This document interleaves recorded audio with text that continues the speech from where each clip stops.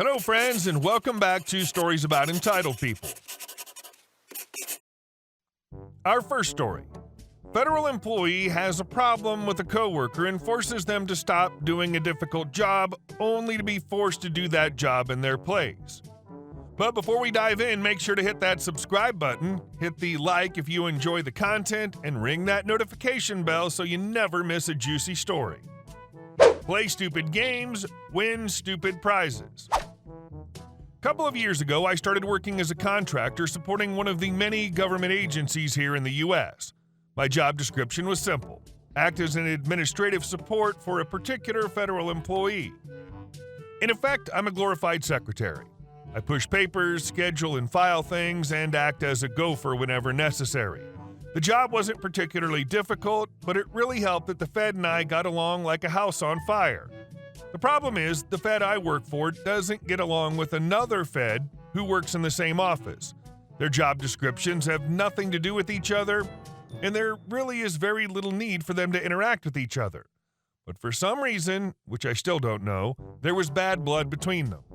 Cue the pandemic. Our office went from a steady workload to a maximum telework position, and just like that, there was no work for the contractors to do. No more pushing papers, no more scheduling or filing things, and no more acting as a gopher. Just long days sitting in my cubicle reading Reddit on my phone. The Fed I support decides that we'll take the opportunity to clean out 2 offices in another building that haven't been used for years so they can be repurposed. They'd sat idle for years because no one wanted to clean them. These rooms are filthy with electronics that were old in the 90s, old break room food, cables everywhere, the works. As we get started, I'm happy to be there, as cleaning these rooms mean I finally have something to do. Better yet, the Fed I work for was right there with me, elbow deep in garbage. After the first day, we've made solid progress on one of the rooms, but it took 8 hours of hard labor to get there. I go back to my cubicle to gather my things to go home and find the other Fed waiting for me. "Where have you been all day?" "I've been in the other building helping my Fed clean out a room." That's not in your job description. You don't need to be helping this person do that." "I don't really mind. It's better than sitting around on the government's dime doing nothing. And besides, my job is to support this person. If they want me to help clean out a room, I'm more than happy to help." "No, you can't be doing that. If it's not in your job description, then it's not your job. This Fed should know better than to take advantage of your good nature and make you do work that you weren't hired for." "I'm sorry, you're going to have to take that up with my Fed. As far as I know, my job is to support this person in whatever way they need, including physical labor." "We'll see about that." The next day, my Fed and I go back to the other building to work. We're 10 minutes into cleaning when the other Fed shows up with a member of the union in tow. The Fed then rips into my Fed for forcing me to do work outside the scope of my duties and brought the union representative to back up his opinion. The funny thing was, the union rep had no idea what he was doing there. Neither my Fed nor I are members of the union, and his opinion really had nothing to do with the situation. The other Fed brought him in to use as a prop. To his credit, he seemed to know that because he just gave us an uncomfortable shrug with a look like, "I have no idea why I'm here either," and said nothing at all. Rather than fight about it, my Fed surrenders gracefully, and the 2 of us reluctantly leave the uncleaned rooms behind. A week later, I was sent home after guidance came down from Washington saying that since there was no work being done, contractors were no longer needed to support the Feds on staff until the pandemic ended. I sat home for about a day before getting a call from my company telling me another division needed me. This would be a permanent change of office, and as long as I didn't mind the risk of COVID, I could start immediately. Fast forward several months to November. I'm happily working away in my new office when the Fed who had a problem with my helping clean the rooms comes in to speak with some of the employees in my new office. This person is absolutely livid because the 2 rooms had finally been reassigned, but still needed to be cleaned before they could be turned over to their new owners. The Fed was called in to work specifically to clean the rooms, despite still being on maximum telework status, because there was no one else they could call.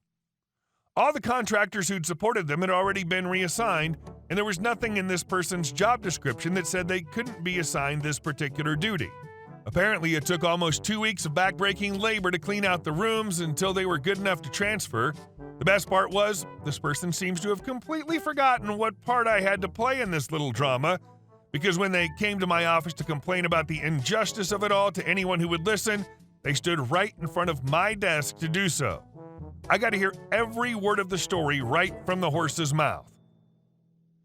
Gotta love it when karma comes full circle into a Chuck Norris roundhouse kick, and they have no idea how this could have happened to them. And our second story. Prosecutor plays the game. A story of legal loopholes. First off, since this will be a sticking point for a lot of you, I'm an attorney, a prosecutor in fact, and while we're somewhat hated mythological beings of power, corruption, and abuse, the reality is the vast majority of us are just regular people trying to do our jobs. Me and most of my colleagues are about as average as anyone you'd come across, and you'd probably never tell us from the rest of anyone you might meet at the local book club or coffee shop or whatever. So if that puts you off from this story in any way, I'm sorry. But at least that's out of the way. That said, we can't really discuss our cases in detail or with any specificity beyond what you can see in public record, so by necessity, this story will be quite generalized. Even so, it's absolutely true, and was quite a bit of fun to do. Now the good part. The office I used to work for had several layers of management as you'd expect from just about any organization ever. The lowest level, the direct supervisors, did most of the day-to-day managery stuff, and they're the most comparable to the managers you'd have at any other job. There was this one who, to his credit, was fairly intelligent, but was also a bit strict in his interpretations of things. He knew stuff, but I just didn't quite jive with his philosophy? Not that it was evil, but definitely not my particular taste in how prosecutors should function. More on that later. So anyway, an issue comes up. I have a folder with a violation of probation case come across my desk, and I open it up. Upon review, I find that the reason the person was violated was rather questionable to me. In fact, I'm not even sure you can violate someone for such a thing, and so I jumped into the online law library, West, and started to do some research. Side note, if you don't know what a violation of probation is, VOP, fear not. The vast majority of criminal cases in most states are resolved by putting the person on one or another form of supervision, usually called probation, to keep them out of jail. It reduces the number of people in jail, gives most people a chance to keep functioning while they do their sentence, etc. It's usually a win-win. Thing is, it comes with certain codes of conduct and conditions. If you break one of those rules, you end up back in the courtroom to be sentenced again. You're exposed to the exact same potential jail time you would have been without the probation, and this time you just have a quick hearing on the violation, and maybe sentencing instead of a full trial. So you can imagine that there are things that do and things that do not count as violations of probation. The one on my desk at the moment was something that, according to a few appellate cases in my area, did not count. Silly me, thinking the issue was open and shut, went to manager and asked for permission to drop the VOP. He said no. Stunned, I was thinking maybe he just wasn't aware of the recent cases, so I showed them to him and explained this isn't really a violation. He still said no. He then explained that in his reading of these cases, the courts had created a defense to violating probation, but that it would be up to the defendant and his or her lawyer to raise the issue, establish that it applied to them, etc. He said that until they did so, we should proceed. That's the part that doesn't line up with my personal system.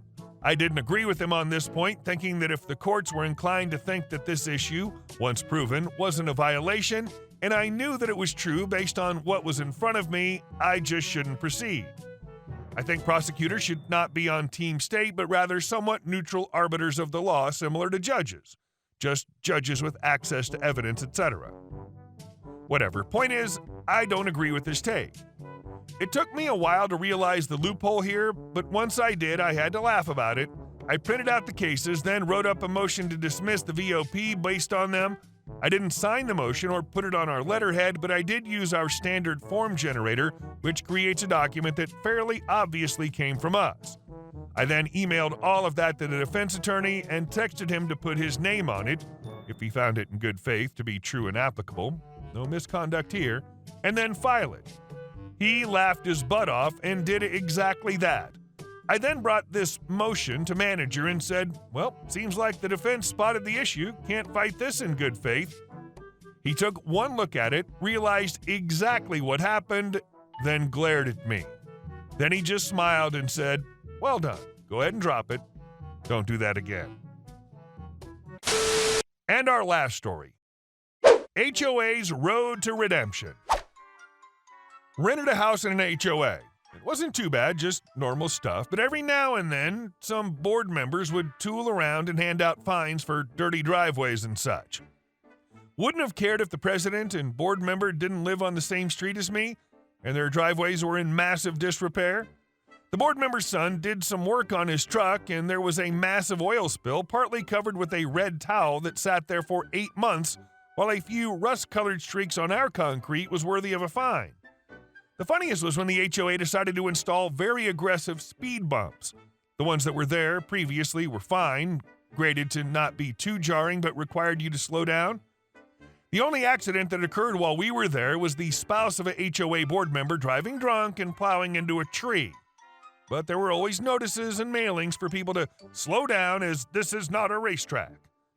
I guess they felt adding in a couple of literal asphalt curbs in the middle of the street would show people who dared to drive over 10 miles per hour on the main road.